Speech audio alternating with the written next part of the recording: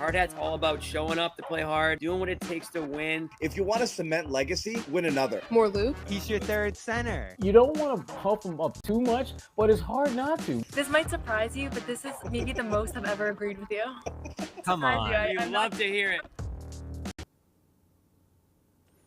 Hey, Bobby Manning here. Welcome to CLNS Media Studios for a live Garden Report. First time we're going live from the studio. Noah Dalzell's here, and we're going to talk about a bunch of stuff here today, but we'll throw it back to Saturday. We've had a couple days off now, and still trying to make sense of this whole Jrue Holiday Grizzlies loss where they leave him open and Payton Pritchard's closing over him.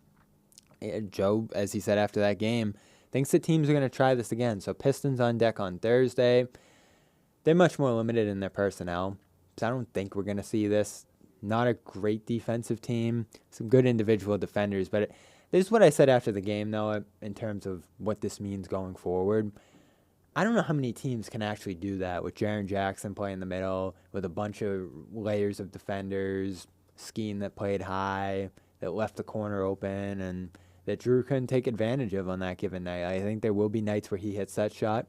I think that the other teams aren't going to be able to have a roaming defender quite like Jackson. There'll be a few, and I'm sure they're going to see this down the line. But to me, 5th day and 7 nights, Grizzlies personnel, and just a brutal performance from Holiday in terms of shooting made that a unique circumstance. What do you think there?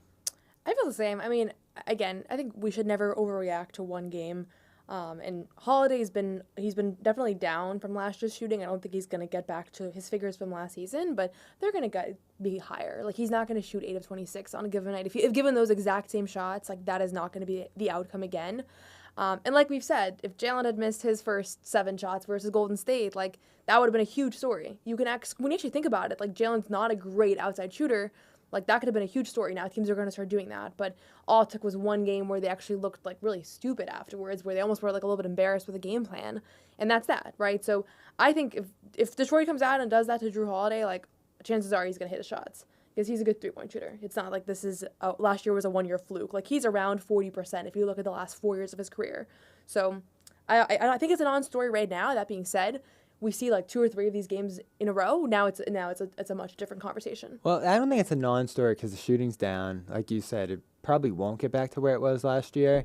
So he does become the guy you look at and say, all right, we're not as concerned about him beating us in droves from there or being able to do a ton with the ball in his hands offensively. And the biggest thing that we talked about after is how it impacted Jalen. And I know we talked to Jalen today at practice, and he likes the idea of Holiday shooting over and over again and them just taking those shots that are there for them. But to me, it was so intriguing that Joe pulled them because after the game, he says they love it. They want teams to do it again, bring it on. But they did come a point, 17 threes in, where they said, all right, let's get Pritchard in there. And I think that's going to be fascinating because those two have already traded off minutes more than you would have predicted going into this year because Pritchard's been so much more dangerous from 3. Yeah, honestly, I interpreted Pritchard finishing that game out more of a reflection of like how well he was playing and how he actually like was one of the only players on the team that had the hot hand in that game. That it was more about him, I thought, than about Jrue being such a liability on the floor. Because at the end of the day, I do think there's a lot of things that you like about closing with Jrue. Ultimately, it was like a 1 or 2 possession game, and he is a guy that makes winning plays on the defensive end. And so I think if you can keep him out there, you do. But there have been games earlier this season where they didn't employ that strategy where Jrue didn't finish, like the Pacers game. And that was a weird one because, Nemi finished that game too. So Joe kind of rolled the dice with the whole lineup. But in general, I think that what it does show us is that the coaching staff is very comfortable making that substitution, closing with Pritchard over Holiday, if that's what the game calls for. And I felt that way similarly with Porzingis and Al Horford last year, where there were games where they closed with Al Horford, even though Porzingis is the guy that is the big acquisition and he's younger and he's closer to being an all-star and all that, because that's what that specific game called for. And I think we're going to continue to see that flexibility with the starting lineups. So I sent these numbers to you. I was shocked when I looked at them because we know the shooting's down for Holiday this year, 34 from 3 or so after that last game. 30 in the corner where he was 60 last year, and I know some injury stuff going on there, maybe just fatigue from the last handful of years, how often he's played going back to the Olympics. But the Celtics offense gets 13 points worse per 100 this year when Holiday's on the floor compared to when he's off. Their shooting goes down 4%, effective field goal. Their offensive rebounding even goes down 9%, which I don't know what that's all about because he's been pretty good on the offensive glass. So their offense is taking a dive. What they still benefit, obviously, from is the defense, 4 points better compared to when he's on or off, 3-point worse shooting for the opponents, 4% worse offensive rebounding for the opponents. So there's a lot of noise happening here, lineup combinations, guys in and out of the lineup. But that's the third percentile, them being 13 points per 100 worse with Holiday on the floor compared to off. And when you compare that to Pritchard's been one of the biggest boosts to his team on the court compared to off. The Celtics are 7 points better per 100 with Pritchard on offense compared to off. That's the 85th percentile. So it's a good problem to have, right? You can rest Holiday, you can play Pritchard, you can close with Pritchard if Holiday's struggling. But how often are we going to see that become a trade-off late this year, considering the way that they're playing? I think we're going to see it pretty often. I think there's going to be games. I mean, if Pritchard's offensive success, which is what we're seeing right now, if that continues, and even if it's a little bit less, because he's been really hot, obviously, but if he cools it down a little, but he's still performing at a similar level to what we're seeing right now, he's going to demand being in the game at close moments. I mean, we talked about that. He's going to go to Joe and say, put me in. Yeah, right. We talked about the Cavs game with Kenny Atkinson, and that, he said, normally I wouldn't start fouling down by 3. That's just, I wouldn't start doing it at 25 seconds. But I did not want Payton Pritchard to hit a 3-point shot. And he specifically said Payton Pritchard because I think that there's a certain offensive element that he brings. And in that game, obviously, he was on his game. But, teams are afraid of him. Milwaukee said that, the same thing, right? So you do want to close with him when you can. We've seen in the past that he can also be exploited on the defensive end, and I know you have those numbers too. But it's not going to be a no-brainer. Just because Pritchard has the hot hand, you're going to sometimes want Holiday out there. I mean, I don't want us to get too carried away with this Holiday thing because think about last year's final series, last year's playoff series. I mean, that's just 6 months ago. And Holiday was the most important player on multiple occasions throughout that playoff run. And so there's going to consistently be a trade-off. But I think the good thing is that you can actually pick the guy who's going to better serve the team in that moment without worrying about someone's ego being bruised or he's on the Supermax and he's on a $8 million a year deal or whatever. So nobody's on a Supermax, but you know what I mean, the financial aspect as well. So yeah, I think eventually we might see more and more Pritchard, but right now I think for the most part we can expect Holiday to play a similar role that he did last year. Yeah, and the defense does get much worse with Pritchard out there. I don't know if that's because of him, because I do feel like he's defended well this year. 46% opponents are shooting against him, but the defense 13 points worse when he's on compared to off. I feel like that's just because he always plays with the bench instead of the starters. But in that same vein though, the Celtics offense benefits Pritchard. When Pritchard comes in, he's playing against backups. Mm-hmm. And Holiday's starting the game against the other team's starting guards. And so, that's the challenge with all these plus-minus numbers is the same thing about, all Holiday's offensive numbers looking worse is part of that's also the Celtics have had really slow starts as of late. He's always in that starting unit, so his numbers are taking a dip there. And I don't really get why their starts have been so bad. It was very different than how they were last year.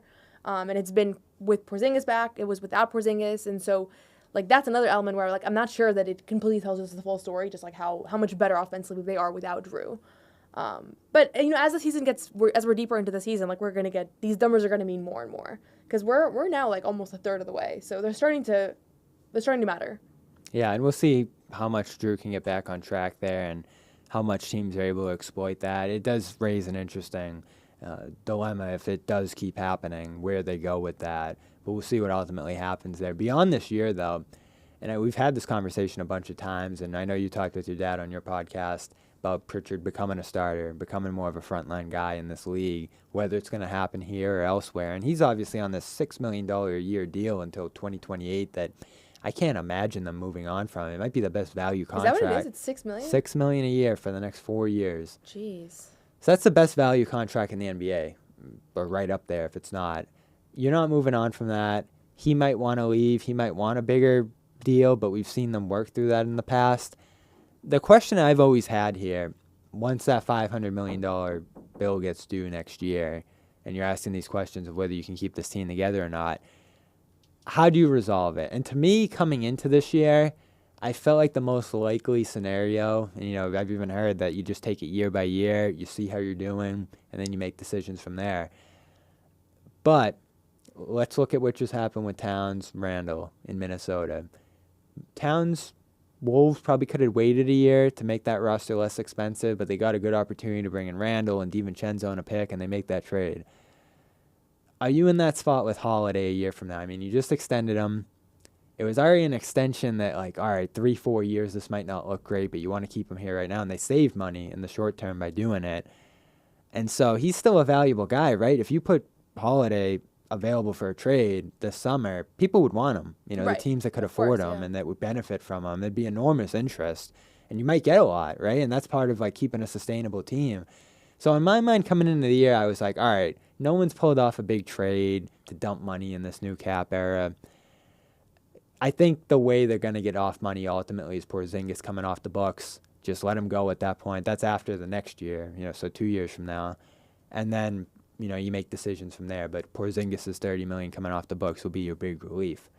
Now I'm starting to think about it, and I'm like, all right, Pritchard becomes a starter maybe at that point if you think he's capable of it. You get a lot for Holiday. You move off that money. And maybe Porzingis comes off the books the next year and stays for less. And then maybe you can make the money work that way. It'd be tough to trade Jrue, especially if you win a championship after this year and he's a big part of it. But these are the kind of decisions you're going to have to make in this new landscape if you're not willing to pay $500 million. So a couple of thoughts. First, part of it, what makes this conversation so challenging is that we have no idea what the new ownership's going to be. I think it might come sooner rather than later, some information on that. And right now we have no idea what their stance is going to be. Minnesota was the example that I was going to bring up as you were talking, because I feel like the Celtics are in a similar situation where there are three like starting level elite players in Holiday, Derek White, and Pritchard, and it's a luxury place to be in. To have this question of like, we love our three guards so much that how do we only have two on the floor at the end of games is a great place to be for a team. And it kind of reminds me of where Minnesota was last year with Kat and Naz Reid and Rudy Gobert, like having that challenge of like, okay, do we want the scoring punch? Do we want the rim protection? Like, they're all great things.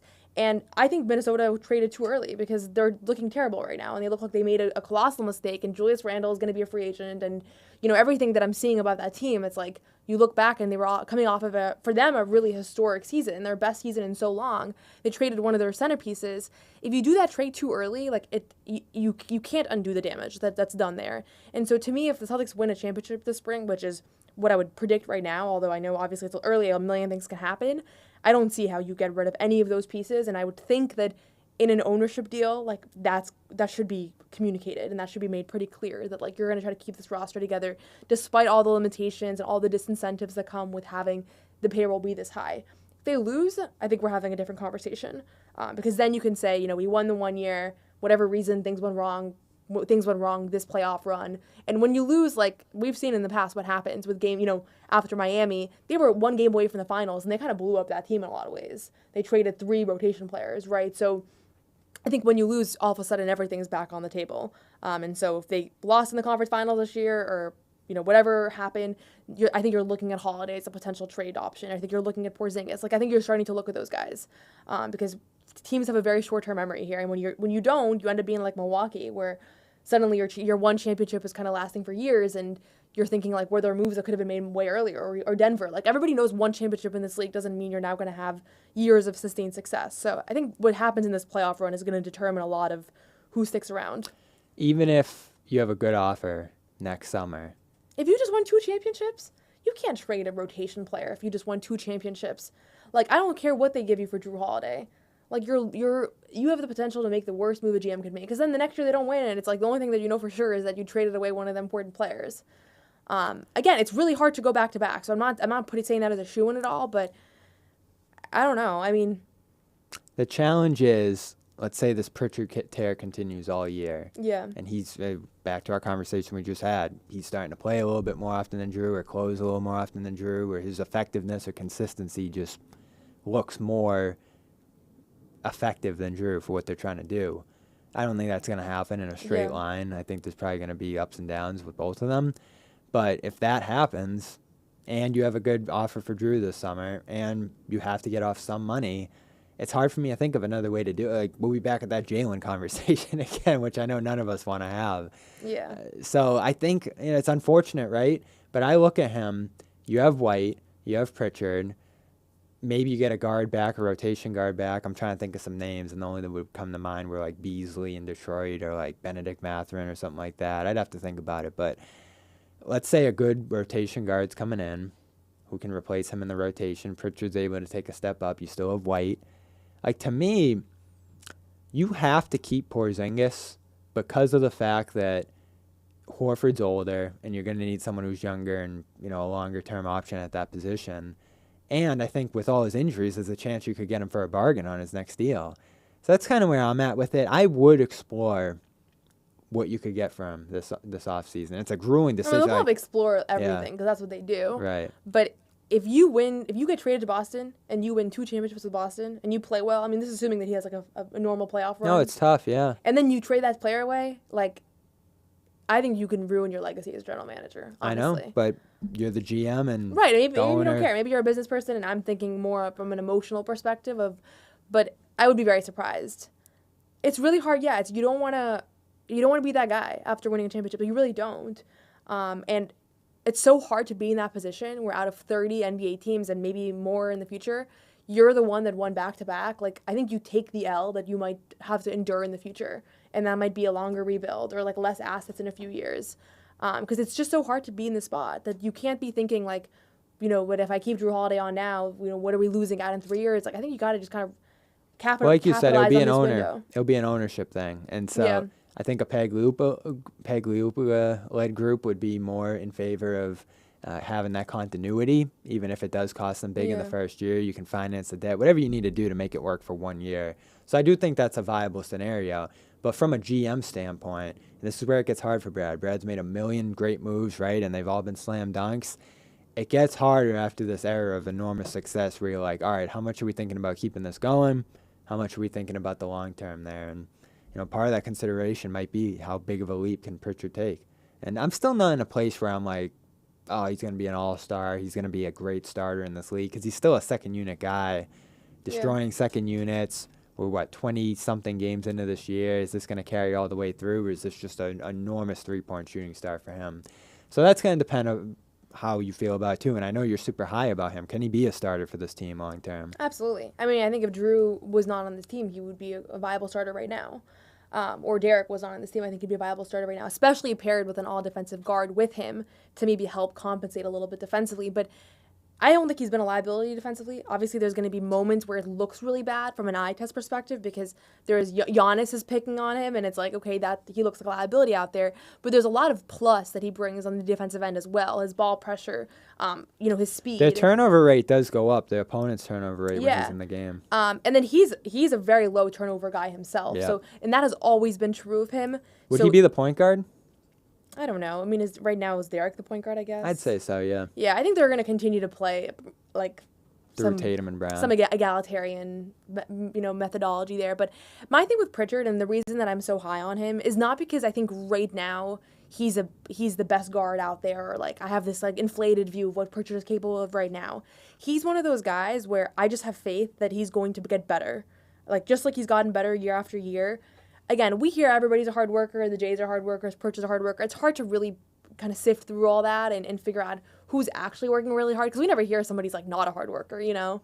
I wish we knew. That would be funny if we hear, like, oh, the guys were just like, oh, yeah, actually these 3 guys, like, just don't work hard. But with Pritchard, I know he's going to get better year after year. So I know people look at his age and they're like, okay, he's already, he's Tatum's age. He's in that class. Like, he's not a young guy with, like, but I don't think that's how he views it.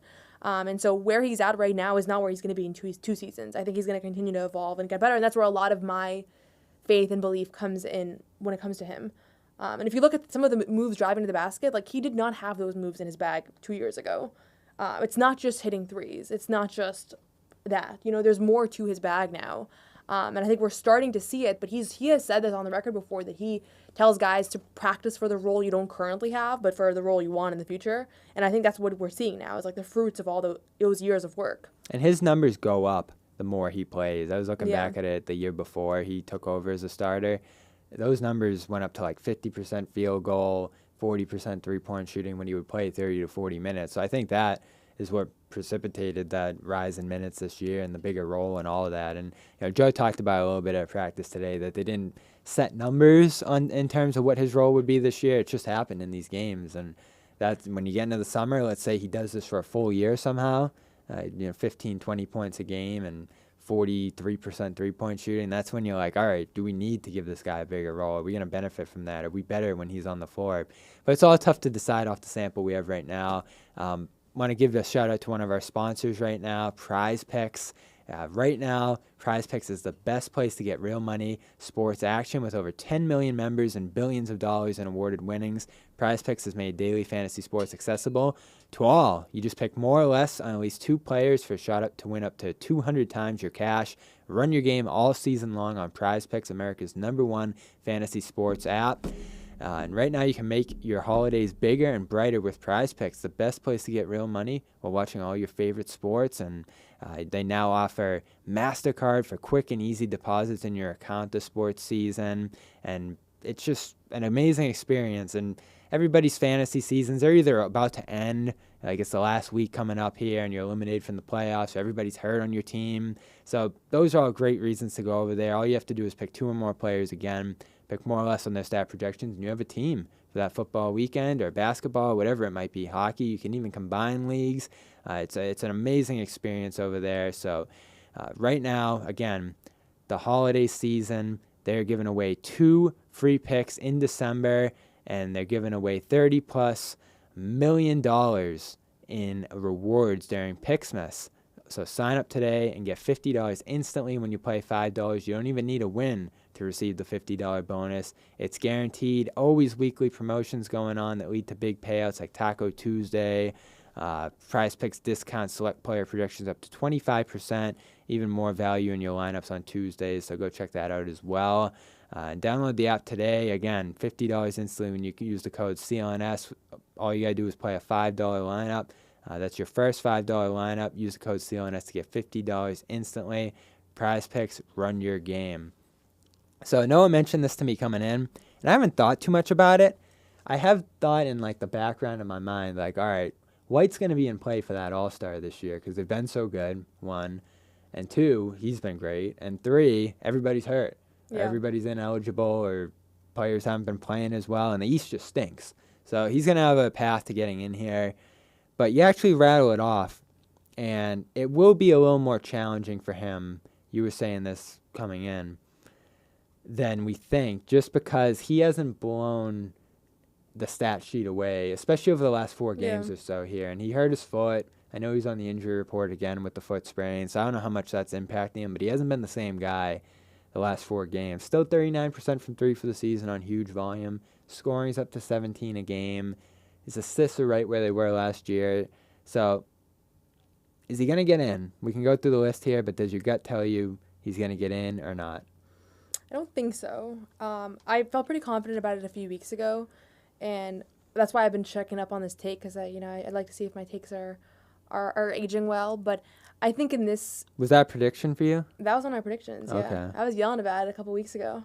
I think the issue is that he's just not putting up the numbers, and ultimately scoring is like the #1 determinant of being in the All-Star game. The pathway is there. I mean, there's been a ridiculous amount of injuries in the East. There are so many guys like Paolo and Scotty Barnes and Franz Wagner and who else? We talked about other guys that are just LaMelo, who I think LaMelo might end up reaching the threshold. I don't know with the extent of his current injury. But the pathway is there just to have like 4 probable shoo-ins or very likely candidates eliminated. This is the year to do it. Not to mention the fact that there's another month left, and with the way things are happening with NBA right now, there's probably going to be other stuff, unfortunately. But yeah, he's not going to be able to get away with 10-point nights on a regular basis, and that's the stretch that he's currently in. But if he goes on a little bit of a scoring tier here, like if he goes, starts scoring in the 20s a little bit, or, has a 30-point game, like we know that he's capable of that. I think he's right back in that conversation. But right now he's a little bit out of it, just looking at that full list that we came up with. Yeah, in the selection process, 5 starters, obviously, 2 guards. And the starters is just fans. Yep. So fans, players, media, but mostly fans. So off the bench, you're going to have 2 guards, 3 front court players, and 2 wild cards. They can be from either. Last year, I looked back on it, they had 6 guards total, so I think both, which makes sense, right? There's more good guards than front court guys. So starting-wise, and Tatum's a lock, right? Giannis Last year is the a wild lock. cards were Scotty Barnes and Trae Young, right? Mm-hmm. Yeah. So starters, I think it's a lock. Tatum, Giannis, Mitchell, I think just to recognize the Cavs season. and then the two others, Karl Anthony Towns is probably a lock. and Brunson. Would they have two starters from the Knicks? I don't know if Brunson. Karl Anthony Towns has been their best player this season. Yeah. I mean, you're going to have two no matter what, right? Because it's going to be Brown and Tatum. It's going to be Garland and Mitchell. Or it's going to be Brunson and Towns. And so everyone's going to freak out if it's not the Celtics with two starters. But I do think someone else is going to have it. Do you go Mitchell and Garland? Garland's been really good. I don't know if he's going to win a fan vote, though. No, I don't think so. I don't think they have that kind of motion with the. Damian Lillard, he's enormously popular. Yeah, I'm forgetting how it's just a fan vote, honestly. Like last year, Embiid and Maxey both started. And I can't think of anyone else. We're talking Dame, Garland, and Jalen. Jalen's not gonna Force start. Jalen in there. As a starter? Yeah. I don't think that he's going to get that. And he is a guard in this category compared to the I mean, NBA. let's say Jalen Brunson, just for popularity's sake. Although he actually didn't get that many votes last year. I remember looking at the vote count and being like, why does Halliburton have so many more votes than Jalen Brunson? And Towns at the 5. Towns at the 5. He's been one of the best players in the East this year. He really has. And I want to go back and rewatch our reaction video to that trade because I really can't remember what my take was. I liked it for New York. I think I did too. He's too good. But that has definitely aged where New York looks like the victor there. But that's besides the point. But forget the starters. Who else do we have in the mix here, just so the viewers know what we're working with? All right, so if we're crossing off those 5, we're talking Jalen, we're talking Dame, we're talking Garland, Mobley. Allen has to be in that conversation as well, and that's a tough trade-off there. Trae Young, who's always on the periphery of this. Jalen Johnson, who I know you liked. Cam Thomas, who's been hurt of late. And there's a lot of injury guys. Hero, Cade Cunningham, who I'm going to be pushing for here. Nikola Vucevic, who we did not realize until Hollinger wrote about it. He's been going off in Chicago. Derek White, Tyrese Maxey, who's been hurt. Can't read my own handwriting. Scotty Barnes, who's been hurt and is hurt right now. Jordan Poole. He's out. Who you I just threw. No, I don't think. A lot of these names that I threw out there, I was just trying to be thorough. That's not me saying that I think Jordan Poole should be an all-star. And Jimmy Butler, who's been hurt a bunch. Jimmy's not going to be an all-star. Jordan Poole's not going to be an all-star. Jalen Johnson's not going to be an all-star. The Cavs are not going to have 4 guys. That's ridiculous. If the Cavs have 4 guys, that's ridiculous. No team should ever have 4 guys. Garland's going to be in. Yeah, so let's Garland him. and Donovan, and then one of the bigs maybe, and probably we Evan have Mobley. Mitchell in the starting lineup, so Dame Yeah. will be in. From there, I think the other lock would be, who do you mention as a lock? Jalen Brunson. I don't think Brunson's he's a lock. in as a starter. He's a lock. Yeah, he's a lock in general. I don't know if he's going to start. LaMelo would be a lock. Oh, but he's gonna miss LaMelo too is many- enormously popular also. He could be voted a He starter is and always replaced. near the top of the list in popularity fan votes. He was near the top last year. So we should plug him in just as a vote. Just and throw if him he in as a misses starter it- just because people love him. If he misses it, he misses it. And then we'll have Brunson, Dame, Garland as the guards plus 1 wild card because there's only 2 guards. See, Derek has a pathway here. It's just a question of that consistency over this next month. But he only has 1 spot right now, so let's go through it. So who's vying for that spot? I mean, Jalen's a backcourt guy in all-star sense, right? I didn't realize they're so rigid with these. I think that's how he's been voted in the past. So Yeah. at that point, we're talking about LaMelo, Mitchell as the starters, Brunson, Dame, Garland as the bench guards, and that leaves 1 spot. Jalen versus White. Again, it's it'll like be the Jalen. Olympic. No, it'll be It's like the Jalen. Olympic conversation. Okay, so that's where we're at. This is eliminating Tyrese Maxey, right? Yes, Where's Trae Young in there? He's out. that Young would be out. Is Yo, Young ahead of- I thought there were more all-star spots. Now that we're actually doing this, I'm realizing maybe Derek White as an all-star was a little bit oh god, maybe this isn't good for my Pritchard take either. You know what I mean? I think we can expand the number of all-star spots. That's been a conversation. Yeah. It would be good for me. Yeah, because we're booting a lot of good guys. Hero, Cade's a guard, right? Oh, Hero's out? Hero's out. Let's circle up with this in a few weeks because I think that a lot of these guys are on the fringe, but it's making me realize, even despite all the injuries, we are... So we need front court guys, so let's call Brown a front court guy. I mean, they should put Brown in the front court just to make the game a little bit more balanced. So who would you pick for the last guard spot at that point? Between Tyler Hero... Cade Cunningham, and White and Young. I think you only have one spot for those four. I mean, not Derek White. Not because I don't want him to be, or I don't think he's... I mean, I think that... Well, first of all, I think we're not even weighing in the fact that he plays defense because I don't think that really plays into all-star voting, historically. Probably Cade Cunningham. I like that answer. Yeah, I mean, I don't know. Trae Young's having a good season. He's been so inefficient, though. We were looking, what is he shooting, 38% from the field? And they haven't been great. They've been very mediocre. They've been better than the Pistons. Pistons have been better, though. I bet they have very similar records. But anyway, But here's that's White's who's path. on the fringe right now, is those guys that are on the fringe. Here's White's path. So Garland's in. Dame's in. Jalen's in, whether that matters or not, we'll see. LaMelo out is an injury guy. At that Who's in point, the you get an front extra court? spot. We'll get to that. Okay. So LaMelo's out. Let's say Brunson moves in. Now you have an injury replacement. So there's 4 spots from that point on. Dame, Garland, Cade, and then you're down to White and Young. Maxey maybe at that point. Yeah. But Maxey's over White, right? If he plays to his capability. And he plays his capability, but what if White plays his capability, you know? Still think Maxey surpasses that. I mean, Max hasn't played great this year. It's And true. he's not an elite two-way player. I think I like Tyrese Maxey's game a lot, but he's had a little bit of a disappointing year so far. I think what And we're getting Philadelphia's at, though, 7-15 also. I think what we're getting at, though, is he's going to need 2 breaks to get in, probably. Yeah.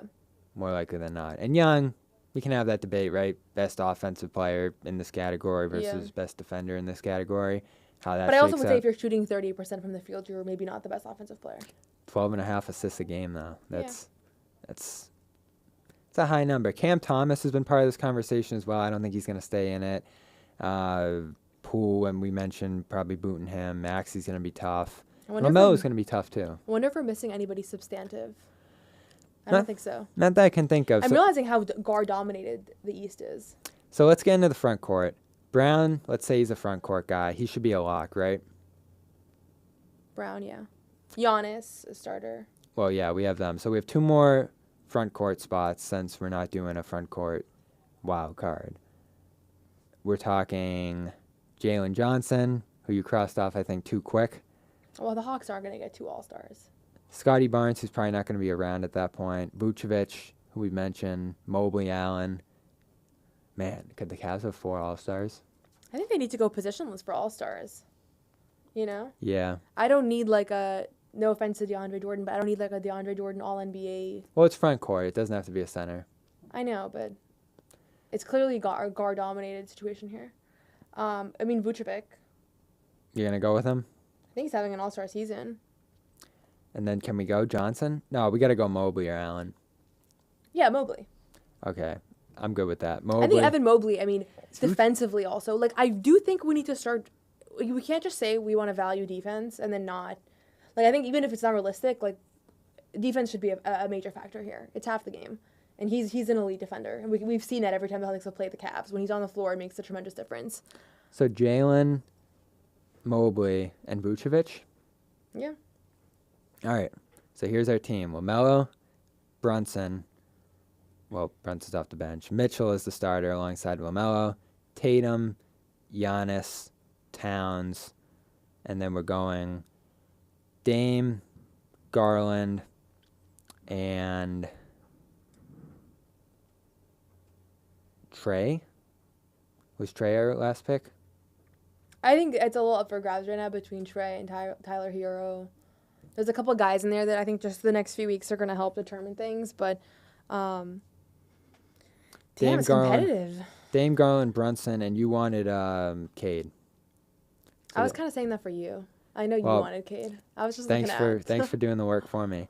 there's our guards off the bench. Dame, Garland, Brunson, Cade. LaMelo could be an injury replacement. So at that point, you're talking Young, you're talking Hero, and you're talking White. Yeah. And Maxey.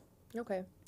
So those are the next up guys for reserve spots. And then our forwards / front court guys are going to be Brown, Vucevic. I don't know about that one. I don't know about it either, but I mean, looking at the front court, there's not that many options. And Mobley. If Porzingis had been fully healthy this year, he'd actually be in the He'd running. look like a slam dunk. Yeah, because there's clearly... I honestly didn't realize that it was so positioned, like that's how restrictive the positions were.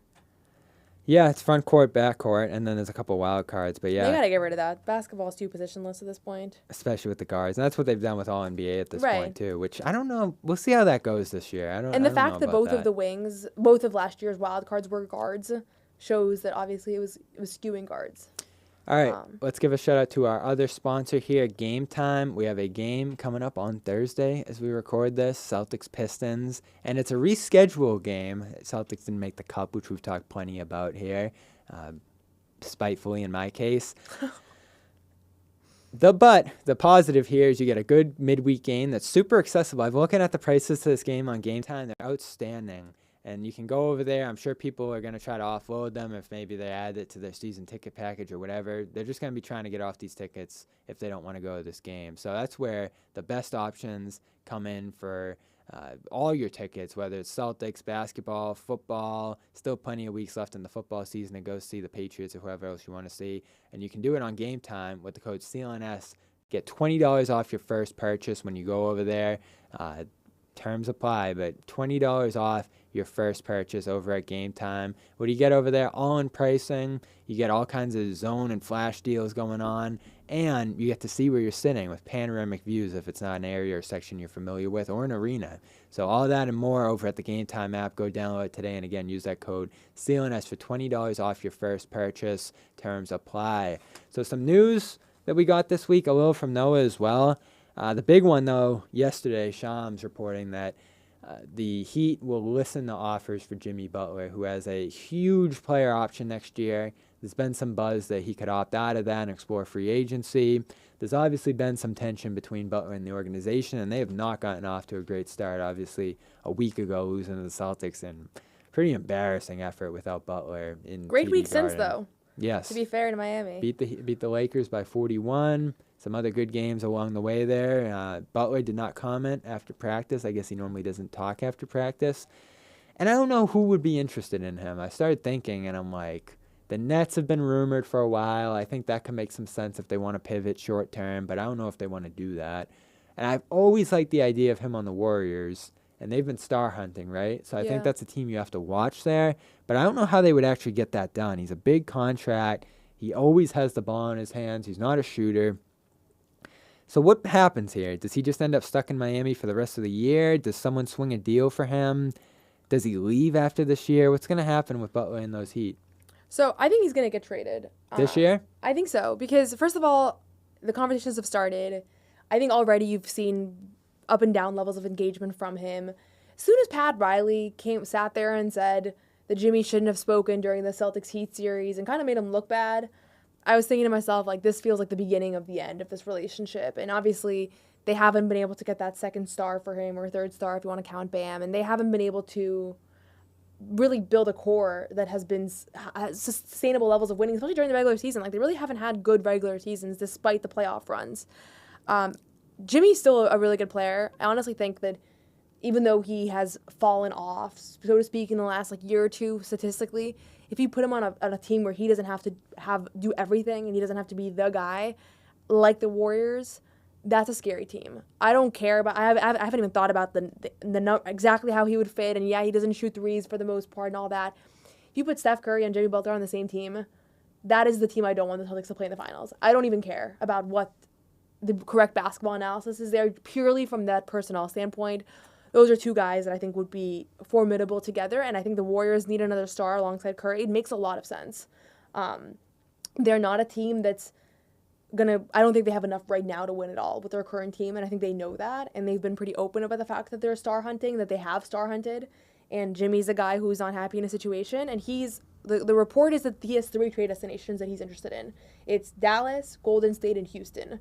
And to me, Golden State is like the perfect fit for him from that standpoint. And just their timeline makes sense too. Like they have older guys. Like they're not operating on a long-term scale. Houston to me is they're a little bit too young. Like they're not going to be a contender this season. They do have a lot of young talent. I don't know about the Warriors' assets and how they're perceived league-wide. And I don't think they want to trade Kuminga. I think they're at a point where they see him as a I think they want to future trade piece, Kuminga. I don't know. I follow too many Warriors accounts that think that this whole Kuminga hype thing right now that's happening is to just inflate his trade value, because this has been Kuminga and the Warriors has been like up and down over the years. I think by now, if they felt like he was the guy, he would have a consistent role, he would have consistent minutes, he would be a starter. They don't have that confidence and faith in him, and he has a lot of limitations to his game, in my view. I'm not a huge Kuminga person, but I think that they want to raise his value right now because he would be a centerpiece of that type of trade. And you're so desperate to stay in the mix here with Curry that you might look into that. And I don't know, he just extended him. I don't know if that prohibits him for a certain amount of time here, even for the whole season, but he would be the centerpiece of any deal. I can't think of any centerpiece in Dallas, and they obviously have 3 star guards already, so I don't think that's going to happen. The Nets, I'm not surprised they don't want to do it, but that's a story for another day. And Houston, they are intriguing because as much as they've talked about holding on to those assets and doing this naturally and growing and seeing how it goes this year, when Butler becomes available, we remember the KD thing when that started percolating over the summer. They started looking around and saying, what could we do here? And they have all those Suns picks that the Nets gave them to get their own picks back. So those are super valuable long-term picks that the Heat could acquire in that trade. So they would be the team that could get it done the easiest. They have a lot of different contracts that could go out. I don't know if it would just be, I know Dylan Brooks is signed for a while and so is Van Fleet, but you could send out a young guy, I don't think you want to trade Green, but you can look into either him or Şengün if you don't want to keep one of those guys long-term. They're in a tough spot because I do think they want to be patient, but that's something, I mean, they've gotten up to like 2 in the West at this point in a certain part of this year. So I don't know if you feel like they're a legitimate contender, but Butler goes there and he plays to his level into the playoffs, and he's such an Ime guy too, right? Like I think Ime would be dying for a guy like that. I can so see that culture fade. I mean, his list of 3 teams did not surprise me. There are 3 teams that are contenders. I love him in Golden State too. He can do some Draymond stuff. For him and for them, ball. Not for Boston. So I don't like that. There's the question. Would the Warriors suddenly be right up there with Boston among the championship contenders if they got Butler? I don't think so. I mean, honestly, I'm half joking here when I say about how scary a team with Curry and Jimmy would be. I don't ever think that a blockbuster trade like that, you can now elevate a team to a contender status without actually seeing them on the floor, because we've seen how many times on paper things look great and then you put the pieces together and 9 times out of 10 they don't actually pan out the way that we expect them to. It's unusual to happen what happened with Boston. It really is.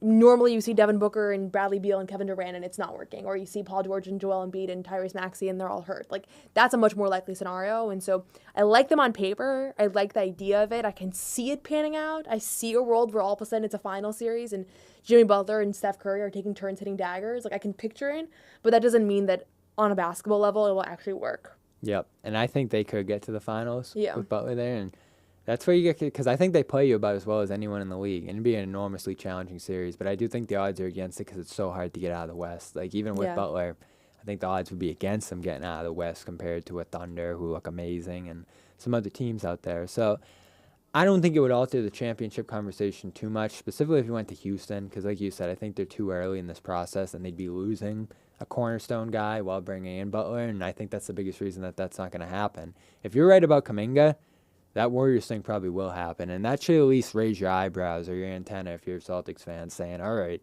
Warriors are really in the mix now. They obviously came to Boston and beat you early this year with a super impressive performance, but how healthy can Curry stay? How healthy can the rest of that roster? If they had to bench Draymond, it still doesn't really know what they want to do rotation-wise yet. So there's a lot going on there, and they've played much worse of late. So again, they're going to be on the market. They're going to be looking at options. And he's a great option, I think. And you see how that contract goes next year. I think it would make all the sense in the world for him to opt in and the Warriors to have a 2-year setup with him because he's getting old. With Jimmy? Yep. Yeah. And so I think that if you had that assurance that he was going to opt in next year, it would make you all the more likely to do it. But huge story. That would obviously be the end of the Heat. It's very intriguing, yeah. I think it's right for the Heat to reset, get a piece like Kuminga, get picks, and start to build this thing up again. I don't think Kuminga's a guy you want long term because he can't shoot. But if he has playing time, if he has the ability to just play through it, Hero and Bam are still there. I don't think it'd be long before the Heat would be back on their feet. So I think it's time. They're not going anywhere this year, and I think that's pretty clear. And I've talked about it a bunch with the guy who covers them, Wes Goldberg. I think there's nothing wrong with doing a reset. This isn't a full rebuild. Get some good pieces. Build around Bam, build around Hero, go younger. They're so good at developing young players. Right. So I think that's the move for Miami there. This Butler thing's over. A couple more topics I want to get into before we get out of here. You reported up in Maine that Jordan Walsh wanted to play that one-off in Maine. It wasn't an assignment. It wasn't going to be something that's going forward for him. And we'll see what his role ends up being here. It relates to Sam Hauser's injury, which he's still questionable to play. Celtics Pistons with the adductor injury that disrupted them in an underrated way in that Memphis game. Absolutely. So they've tried to get some stuff from Peterson. They didn't use Peterson in that Memphis game. They went double big instead.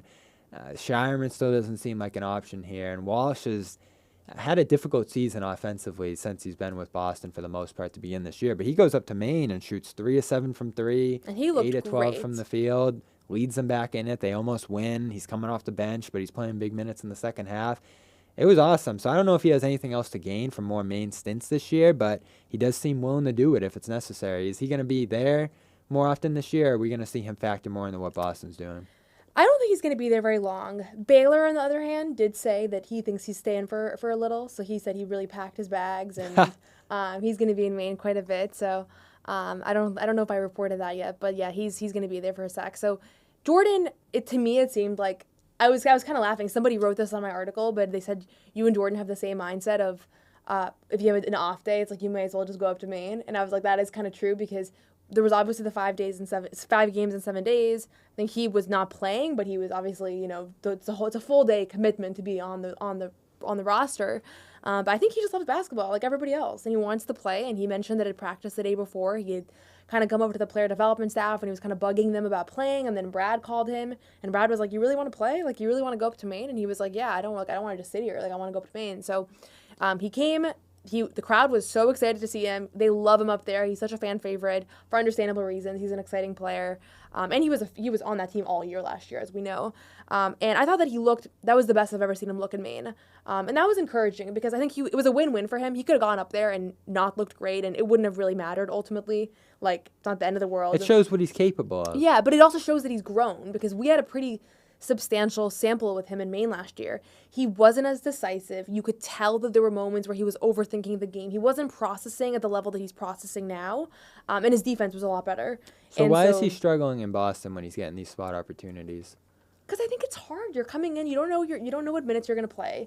You don't know if you're going to have any touches. You might go 0 for 2. And most of these offensive numbers are the accumulation of a bunch of 0 for 2 nights. Like, that's the truth. Mm-hmm. And you can't really assess somebody's capabilities as a shooter. Yeah, I've been less concerned about the numbers and more the teams aren't guarding him. He hasn't been super aggressive in beating They're not guarding him because look at the Celtics team. Yeah. They didn't guard Jrue Holiday the other day, and he came off the best 3-point shooter in the league last year. So can you just not play him because other teams aren't going to guard him? I think it's just a matter of, like, he has to build his confidence at a certain point, and right now, the sample is too small to say he's a 0 on offense or a negative on offense because teams aren't guarding him because why would anybody guard any of these guys? I wouldn't guard Drew Peterson if I were an opposing team. Tillman's gotten lost. I wouldn't guard any of these guys. I mean, we just talked about it. Drew is not getting guarded. Jalen didn't get guarded last year. Like, teams are coming to play Boston and they're desperate. They don't know how they can get out of the situation. They're looking at their rosters. We talk to coaches pregame all the time, and there's always some question around how do you guard this team, and they're always kind of like, you try. Like, that's the answer. And so you're going to do the little gimmicky things of leaving guys open. And Jordan, to me, it's a no-brainer to leave him open. But in Maine, they don't leave him open. And in Maine, he was very confident, off the dribble, shooting pull-ups, shooting spot-ups, and you can just see that there's a level of comfort that just wasn't there a year ago. So he's going to continue to get better. He's going to continue to get more comfortable. What his ceiling is as an NBA player, I'm really not sure, because I think a lot of my confidence and belief in a guy like Pritchard is that I've seen him be one of the best players in the country before. Like, he was that his senior year in college. Jordan is on such a different trajectory. It's all about development. It's all about taking his raw physical tools and turning him into an NBA player. And it's not something that he's shown before, but it's something that we have to kind of envision that he can be. But I thought that story was nice, that he wanted on his off day to drive up to Maine and to go play 30 minutes where he could have looked bad. He could have played poorly, and then it's like, why did you do that? You could have just enjoyed your day off. So yeah. if Hauser can't go tomorrow, he tried to go through practice today, and they didn't go with Peterson, Walsh, or Shireman in that Memphis game. They went with double big. Wanted some offensive rebounding, so I think it was unique circumstances. But do we start to see those reserve depth? Obviously, it's not going to be Shireman, but Peterson, Walsh, are they going to get another chance to fill a depth wing spot here, you think? Maybe even as soon as tomorrow? Yeah, I think either one of those guys. Honestly, I've tried to figure this out. I've asked Joe about it. I couldn't really determine why Walsh has gotten some opportunities and why Peterson has. My impression of it is that Walsh had his chances and didn't do a whole lot, as we said. And so, why not just mix it up and give it to a guy that's been working hard? I thought Peterson should have played against Memphis. Maybe they didn't want to just throw him in late. I don't know what that was all about. He looks more confident offensively. Absolutely. Than Walsh does right now. And he's also 4 years older than him, and I think you can see that at moments. Even defensively. He just has a level of composure about him. And so I'd probably put Peterson over Walsh right now. He didn't play great in Maine, actually. He actually kind of struggled. Especially if he's replacing Hauser, because you're trying to have some interchangeable skills there, right? So I could definitely see that being the way it goes if it is going to happen against Detroit. Unfortunately, there's more time off here for Hauser to get this right. I think you want him right. I think you want him being back to himself when he does come back. So if he misses Thursday, get Friday and Saturday off, and then Celtics are in Washington on Sunday. So pretty light week. We want to get in the studio, talk to you guys, try it live, and I think it worked out well here. So we'll be back maybe every week or so here, try to do some bigger topics, some stuff going on around the league, maybe even some pregame shows before the games here tonight, because we want to talk about some other stuff outside of the games, and it's tough to squeeze that in sometimes. So check out Noah's article over on CelticsBlog.com about Walsh. I have a Nemesh Keita piece going up over there as well right now, and some more stuff to come later today on CLNSmedia.com as well. So follow along with all our coverage. Subscribe, CLNS Media, Celtics All Access. Jalen and Joe talked at practice today, so you can go see what they had to say. And we'll be back for Celtics Pistons on Thursday. Unfortunately, it's not the Cup. We'd be in New York right now, Noah. I have to just say, though, earlier when you were talking about the game time, if you want to go to a cheap NBA game, the NBA Cup has actually created a pathway for that, because every year, last year too, it was against New York. These makeup games are the first time where you can actually afford tickets. So there's a nice plus here is that there's tickets for regular people. And Washington, you want to go down to Washington? You're already there. We know there's a lot of Celtics fans there. So those will be super affordable. This is the week for cheap Celtics tickets. But I'd still rather be in New York for Celtics Knicks tonight. But instead, we'll get Hawks, Knicks. A lot of great Cup action going on through the end of the week here. Thunder moved on last night. Bucks beat the Magic in a rock fight. So they're going to advance to play the winner of Knicks Hawks in that East final out in Vegas. And the Thunder will host either the Rockets or Warriors. So some great games coming up here. Celtics got their rest, and they're going to be back at it tomorrow night, and we will be there. And that's it for our live studio edition of the Garden Report. We'll talk to you tomorrow. It's all about showing up to play hard, doing what it takes to win. They were so good, and they might be better. More Luke? He's your third center. Bobby, we gave you Luke hour early. We are not going to end this on a damn conversation about Luke